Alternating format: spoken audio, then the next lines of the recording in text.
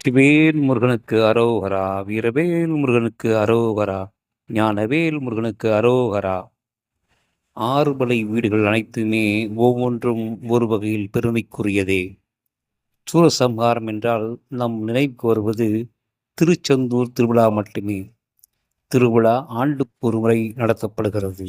ஆனால் ஆறுபடை வீடுகள் ஒரே ஒரு திருத்தலத்தில் மட்டும் 3 முறை சூரசம்ஹாரத்தில் நடத்தப்படும் ஆலயம் எது தெரியுமா? ஒன்றின் மேல் அமைந்துள்ள 5 படகுகளில் ஒன்று திருப்பரங்குன்றம். சூரசம்ஹார போர் நாம் நினைப்பது போல் ஒரு இடத்தில் நடக்கவில்லை. ஆம், முருகப்பெருமான் சூரபத்மனுடன் கடலில் போர் செய்த இடம் திருச்செந்தூர். சூரபத்மனுடன் முருகப்பெருமான் நிலத்தில் போர் செய்த இடம் திருப்பரங்குன்றம். முருகப்பெருமான் சூரபத்மனை விண்ணில் போர் செய்த இடம் திருப்போரூர். சூரபத்மன் மாயை அளித்தார் திருச்செந்தூரில். சூரபத்மன் கண்மத்தை அளித்தார் திருப்பரங்குன்றத்தில். சூரபத்மன் ஆணவத்தை அளித்தார் திருப்போரூரில். பொதுவாக முருகப்பெருமான் நின்ற கோலத்தில் அருள்வார். இங்கே திருமண கோலத்தில் தெய்வ ஆணையுடன் அமர்ந்த திருக்கோலத்தில் அருள்காட்சி இருக்கிறார்.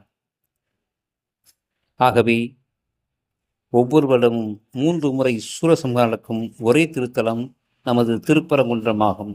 வெற்றிவேல் முருகனுக்கு அரோகரா.